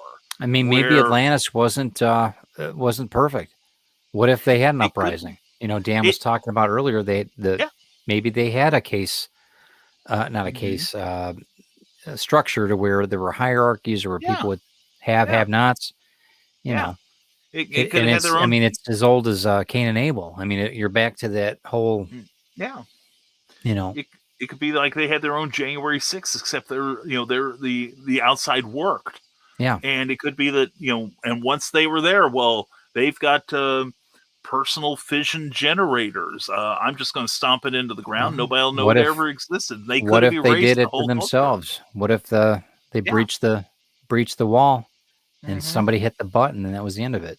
Maybe that's, there's all different kinds of scenarios. Yeah. I don't know. It's sad to think about. And you look at our society. I was doing some studying last summer. There have been, I think it's at least 7 different occasions where we could have destroyed ourselves with nuclear bombs. Yeah. So they're always hermits and heretics. Every society has them. Exactly, Dan. Which one are you, Dan? I know which one I am. Anyone? How about you? What are you, Brian? I'm a heretic. I'm definitely a heretic because I'm a rebel. Yeah. Well, you're just borderline dancing with snakes. I mean, you're you're out there. You are. I'm speaking in tongues and pretty much just losing my mind. Yeah. So. You're holding it together though, 3 days a week, 10 a.m. I'm trying my damnedest. Well, and then Thursday night you hold it together. Thursday night and Tuesday nights at least for September. Well, yeah. That's I think that like anything, Atlantis is a concept, right? But I think that there's a lot of truth in it. We just have to find out what's available. I think eventually, if we persist enough, we'll find out more information on it. I think that there's a lot of. I think Egypt has a lot of written history that's there, and I think that there's a lot of technology that's not being allowed to be broken into, if you want to call it that, to find out what we had. I think that we lost a lot in the Library of Alexandria. There's a ton That's what I was thinking, ton that we lost in that. I don't even know if it's the right word. The stealing of all the things. I mean, there was a huge fire in Alexandria, and that's what they said, that the library was destroyed. Well, whatever. And how do we know that Atlanteans didn't stock the shelves? Who knows? I mean, there's so many. People are saying that Afghanistan, I know it's a tough subject right now, but there's a lot of ancient history there. They're not the historians won't let us near. And it's a shame. Exactly. It's a shame. Yeah, and Carl Witzman has a good comment there at the bottom. Truth. # truth. That's what it is. JFK talked about us coming from the water. He talked a lot about that. I remember a couple of times I've heard him say that. And it's really interesting with the rising tide. It's such an interesting thing on how our lives all kind of brought to this point, and like you were saying earlier on your show about law of attraction, you look at, there's a lot of different avenues that life can take, but it's interesting that we all have collected into this motley crew of creativity, But the Atlantic thing is an interesting concept. I think that there's a lot of people that have,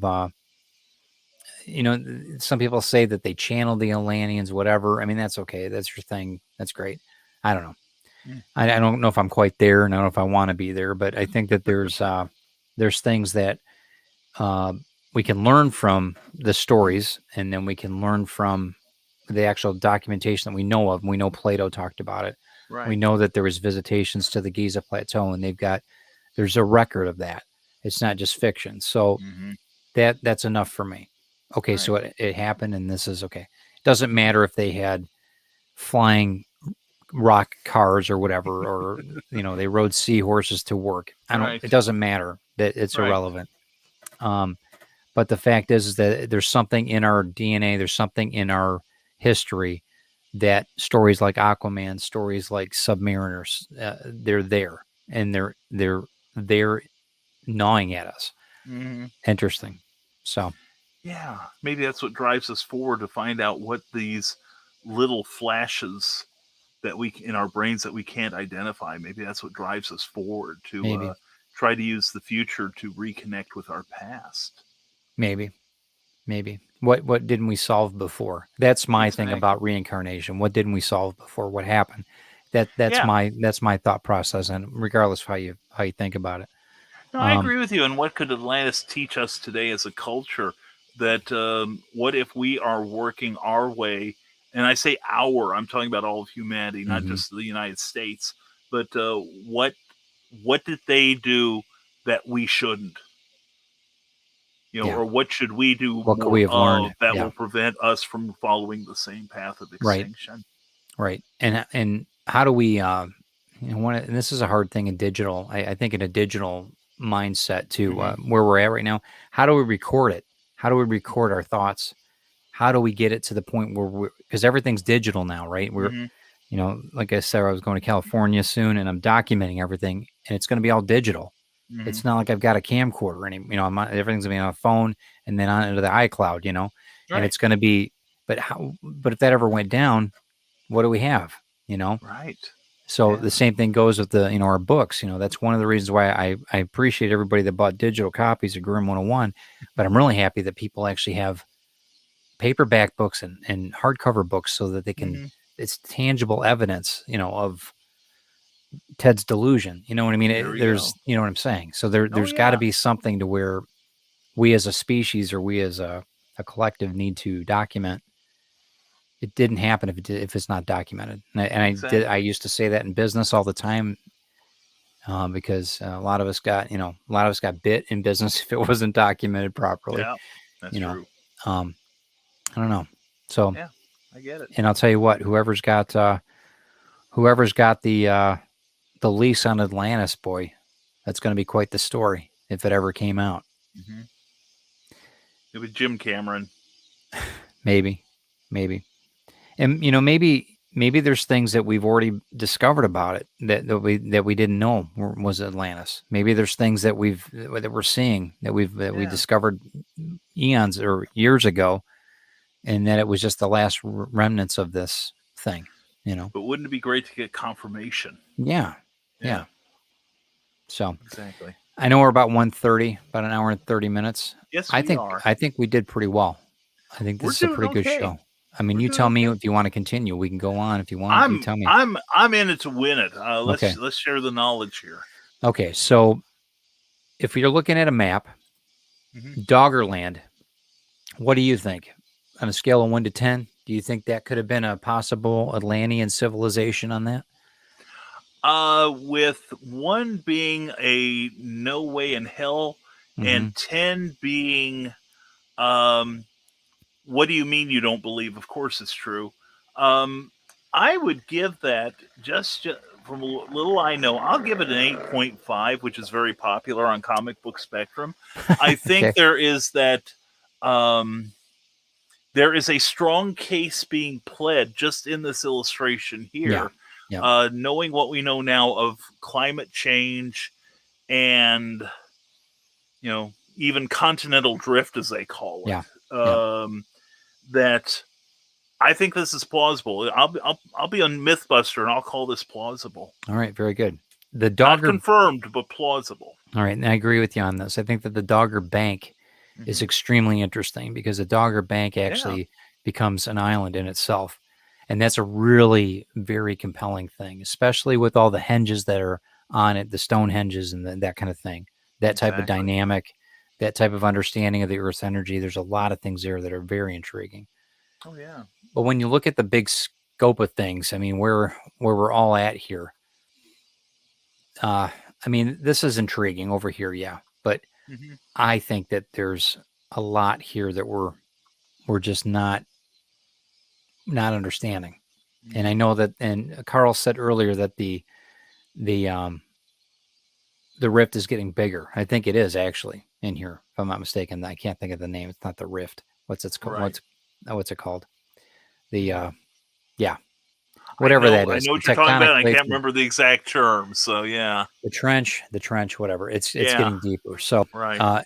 And it'll continue to get deeper as the ice melts. I mean, as we've kind of shortened it a little bit, I think, with the COVID thing, and we haven't been driving cars and that kind of thing. But I still think that there's going to be more water. I think that I've seen the studies on New York City and everything else that the sea levels rise.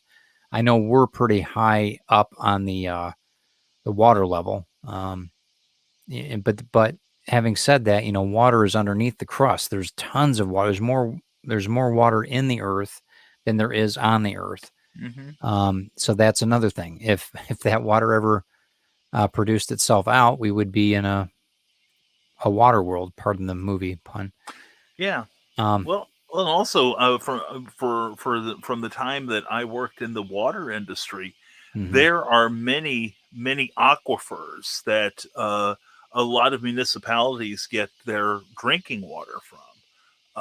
Lafayette is no exception. And when I worked in Champaign, Illinois, they did some studies. And Mariana Trench, thank you, Dan Hollifield. Thank you, sir. I was blanking out on that too. Yeah, me too. Sorry.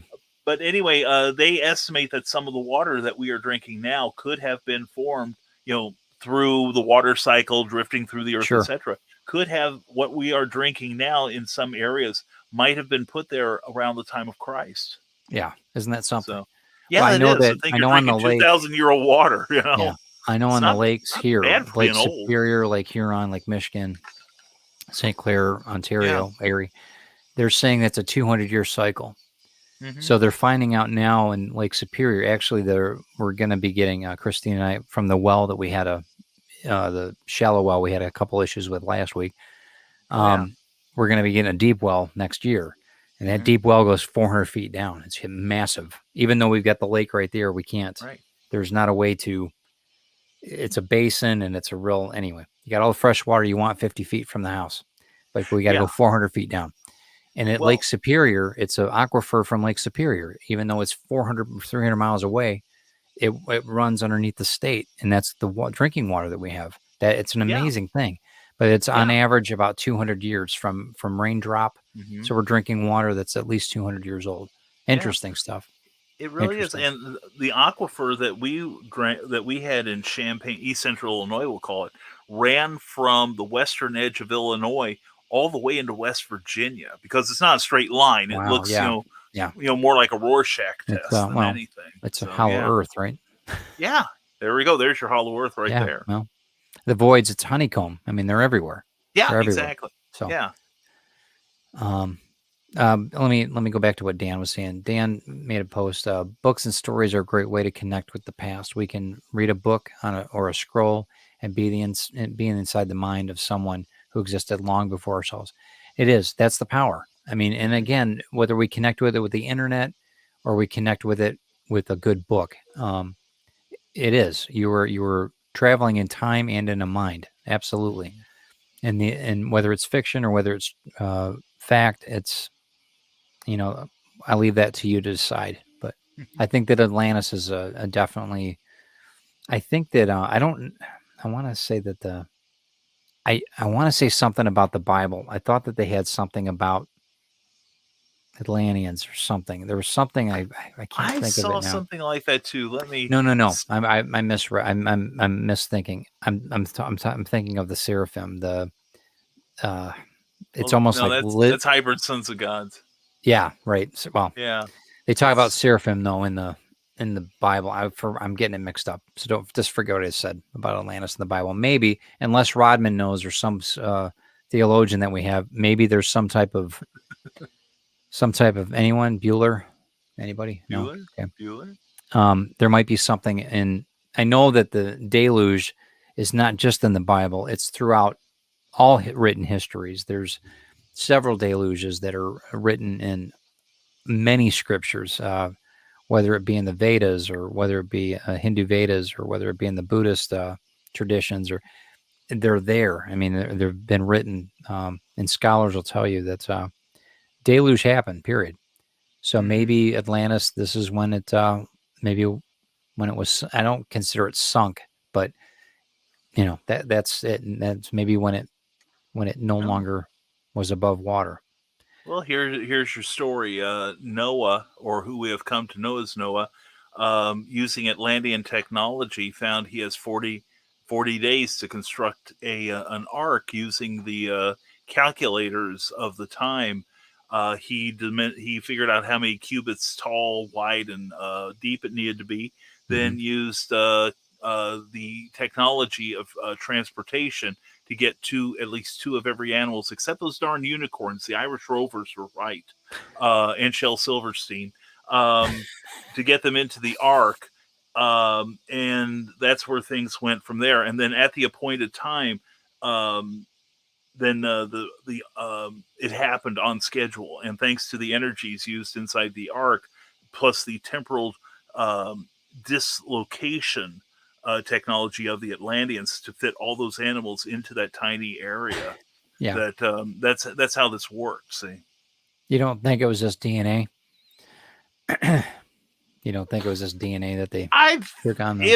If you give the notion that the Atlanteans were around and they were close enough to humanoid as we were to the Cro-Magnons, because they're always talking about that missing link. Sure. Between the two races.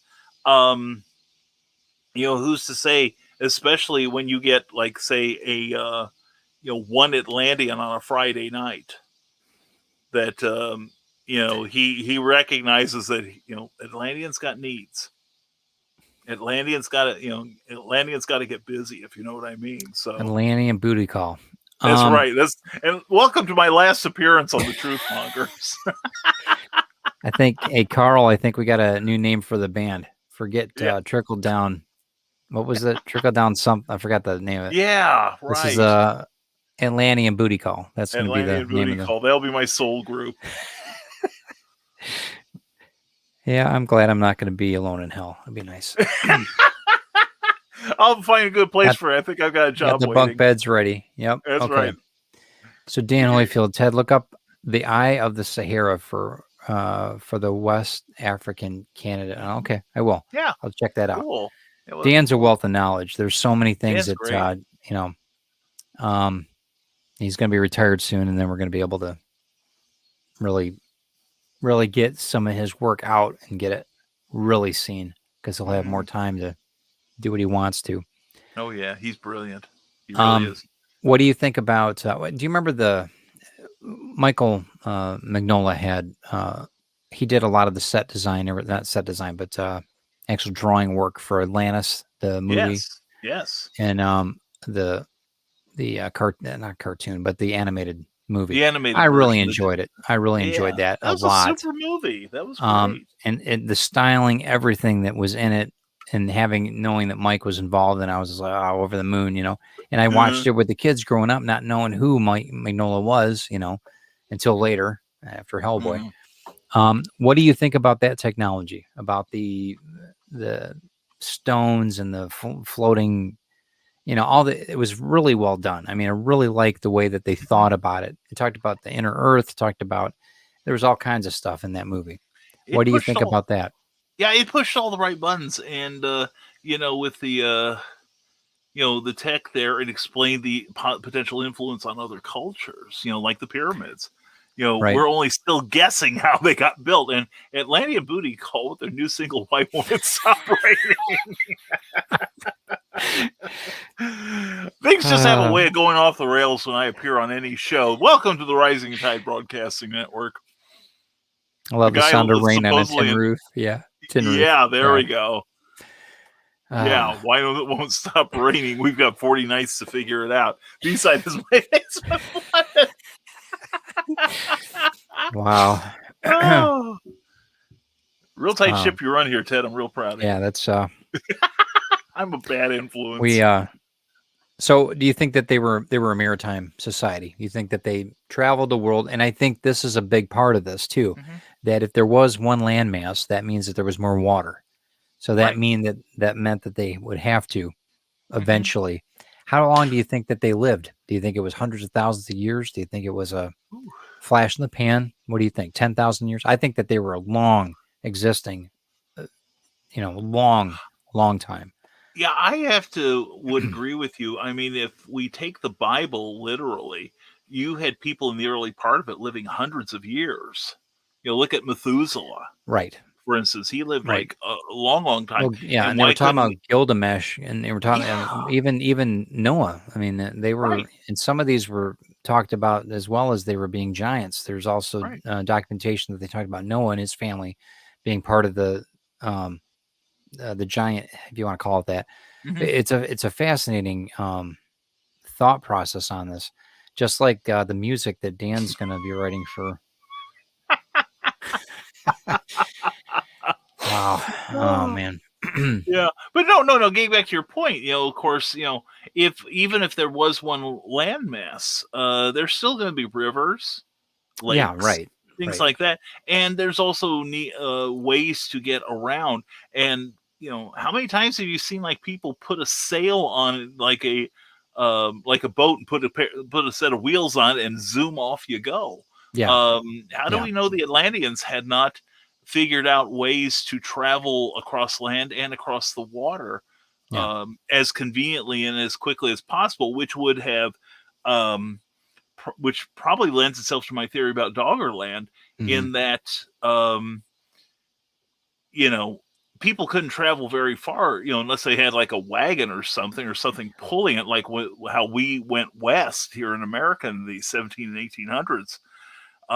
What if they had technology that allowed them to travel from one area to another? And frequently, up until we had train travel so prevalent, Yeah. water was the way we navigated, even Yeah. here in America. I mean, yeah.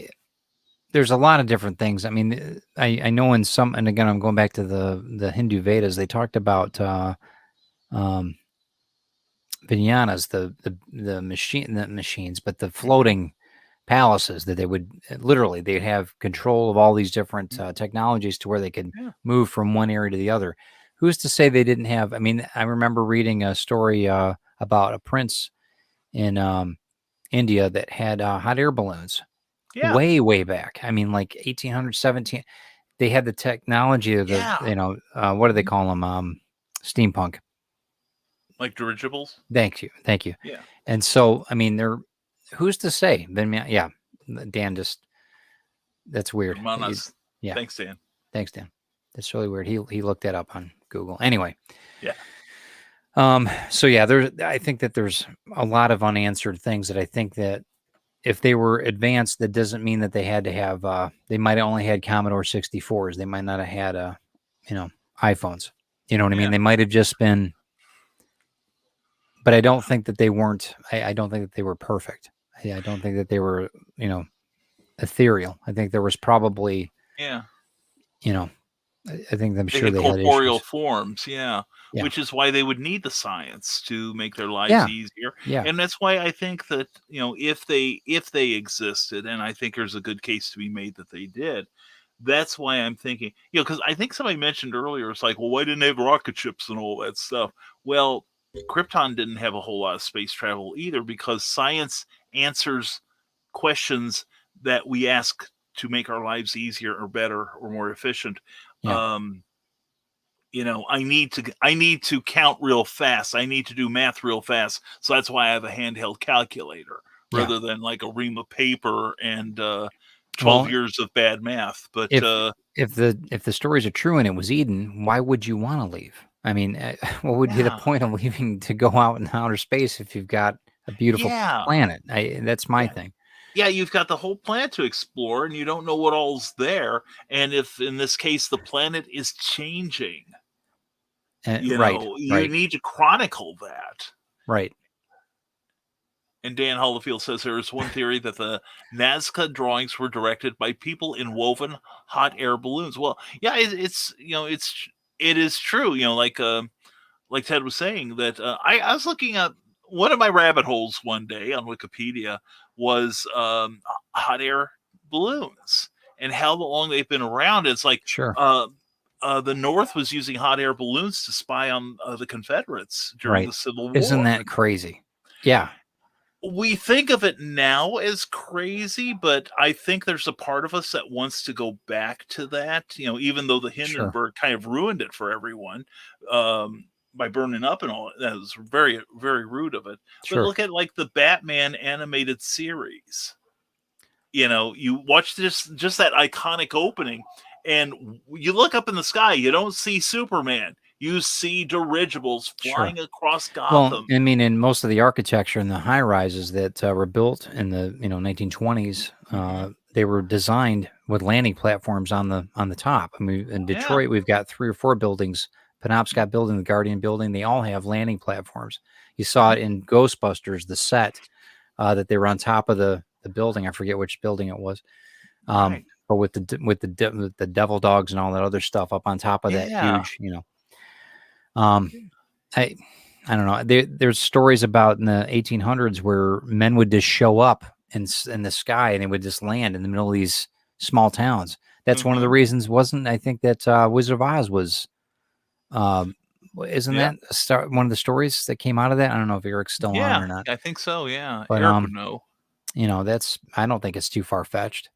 Not really. No. No. And I'm looking at a comment that Sarah just made. In science, there's gigantism possible. That's possibly true, considering that, what was it at that time? Well, like people from the time of like the 1700s, the average height was for men was something like 5'2" or something like that. And women were slightly smaller.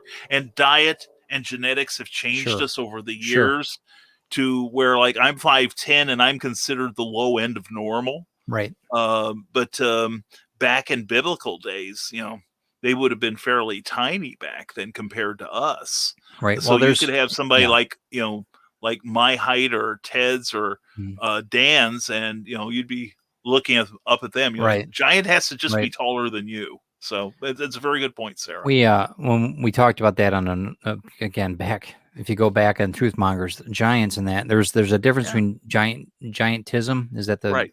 And there's a difference between that and a giant. There's some major problems with giantism as far as the organs, everything. It really is depleting. It could you die very young. And it's very sad. It can be a very sad existence, I'm afraid. But on some of the cases in North America, we found, I mean, even my ancestors, my grandfather was so almost 7 feet tall. My son's 6'5". My brothers are all well over 6 foot. I'm the runt next to my sister. So I think I'm 5'11", but 5'10" now. I'm shrinking, but they, I think that there's definite, I think that, they talk about Gilgamesh earlier in the store or in the discussion here. And I don't think for any reason, why wouldn't Atlanteans be giants? Fantastic. Great. There's a lot of technology that the giants had apparently. And there's a lot of documentation on that. You can check that all out. But whatever. I mean, there's just so much to digest. And this is just, scratching the surface when it comes down to it. Yeah.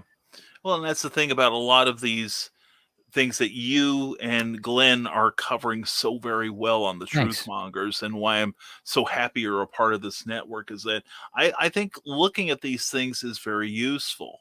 It is not a waste of time. We can learn from a lot of these things, like, what was the culture like? What can we extrapolate it to be?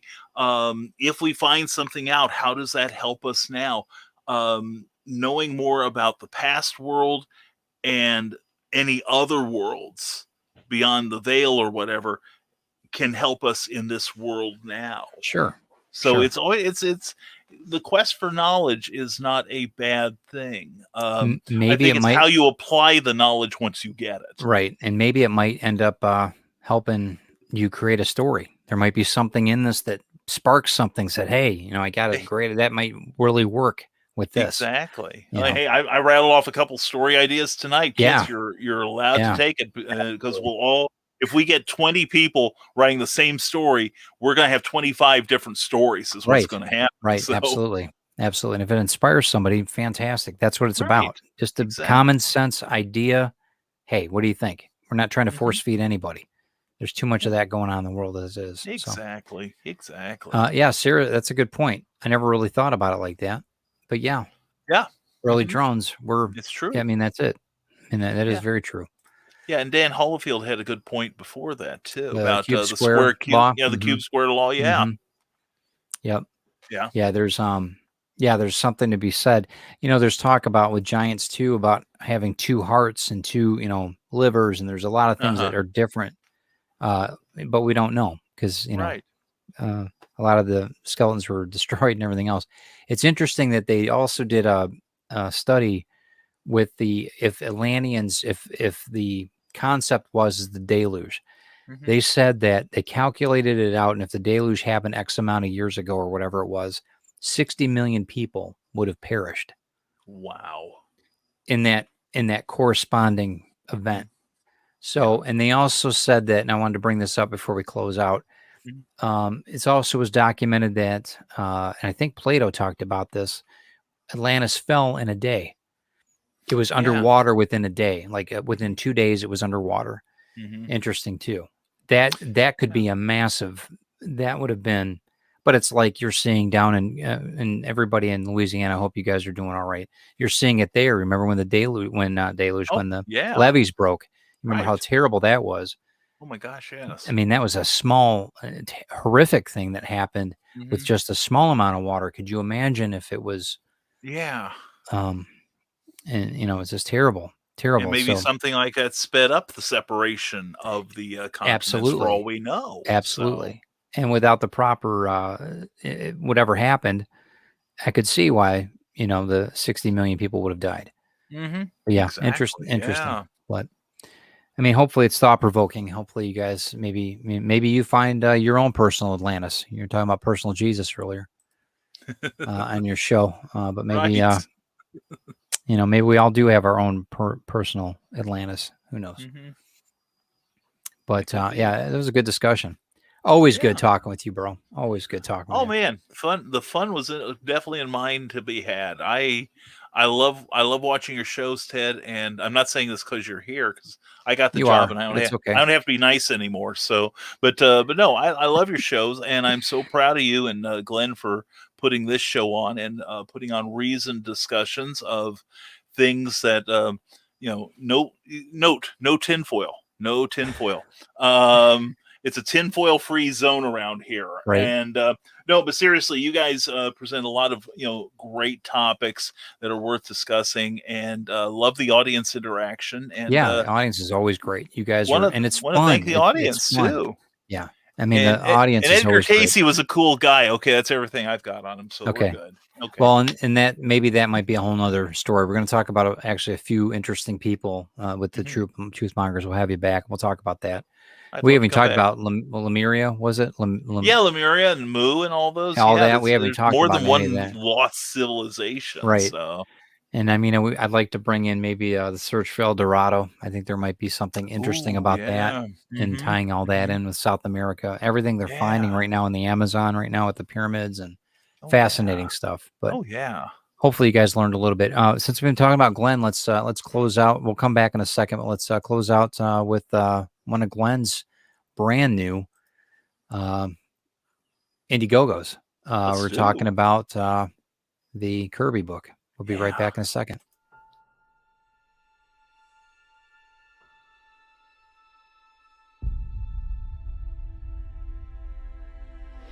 When they mined an area,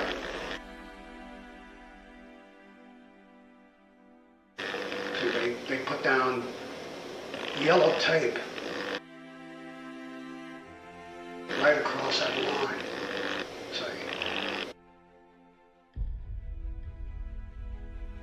And if you walked on the wrong side of that yellow tape, you blew up.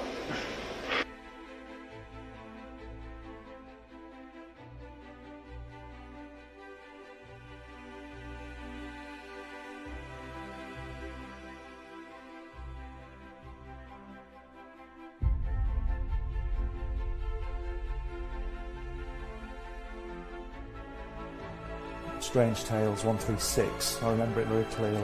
And that was my first exposure to Kirby.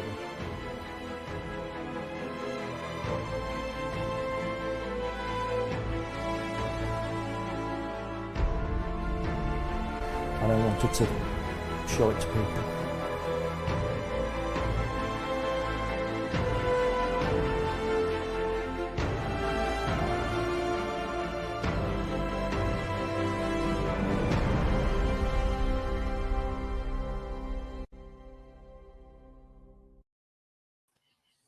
Yeah, it's going to be good stuff. Anybody who's interested in Kirby, I think, or doesn't know about Kirby, I think you guys are definitely in for a real treat.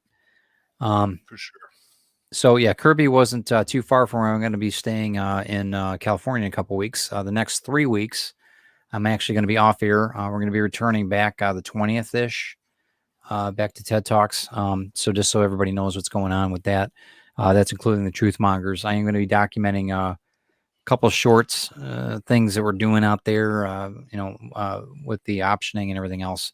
Just kind of showing you a little bit of the avenue. I'm going to video a few things, and then I'll probably come back and we'll discuss it more on TED Talks. But that's what's happening with us right now. So I'm going to be kind of off air, but we'll be kind of floating around a bit, adding a couple videos here and there on how the trip's going and the different meetings that the whole journey of what's happening with option, because I want you guys to know, the trials, tribulations, and know that things happen. I mean, there's so many things that are happening right now.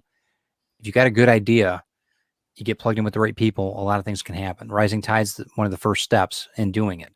Getting around the creative. I mean, that's the whole idea. Building your businesses with creative people that are in your corner and are part of your circle. That's the thing. That's why we're here.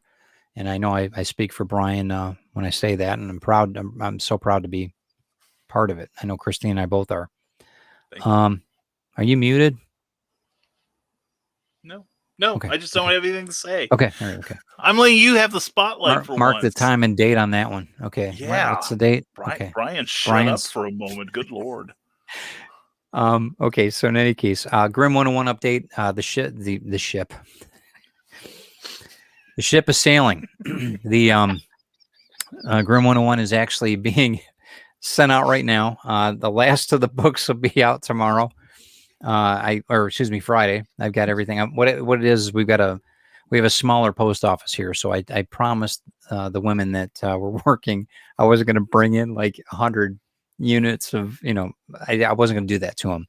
So I'm bringing in like 20 here, 20 there. So anyway, so that's what's happening. So we'll have that all out. Probably, I would think that after Labor Day, you'll be receiving them. So let me know how they all ship. Hopefully everything arrives and in one piece and everything's kosher. So I am going to be, like I said, we're going to be traveling to California next week. So make sure that, give me a little bit of time. If there was any damages or anything else like that, just kind of, give me a little bit of time there. Cause I'm not going to be back home for a couple weeks. So, but we'll let you know what's going on with it. I think that there's, a lot to be learned on a lot of different things. And I'm looking really, really forward to sharing that part of the journey. I feel very fortunate. You guys are all part of it. You're part of Ted's tribe. I know Brian was one of the first tribe members. So lucky you. But we're doing it. So that's what it's about. Thank you for stopping in tonight with the Truth Mongers. Glenn, I hope you're doing well. We'll be seeing you in a few weeks too. And, thank you guys. Thank you, Brian, for stepping up. Well, thank you, Ted, Dan, for having me. I appreciate you, man. Yeah. Thank you. I mean, you're family. Let me see here. I'm sorry. Great show. Thanks, Sarah. Appreciate it. It has been 2 hours. I can't believe it either. Yeah. Holy cow. Good one too.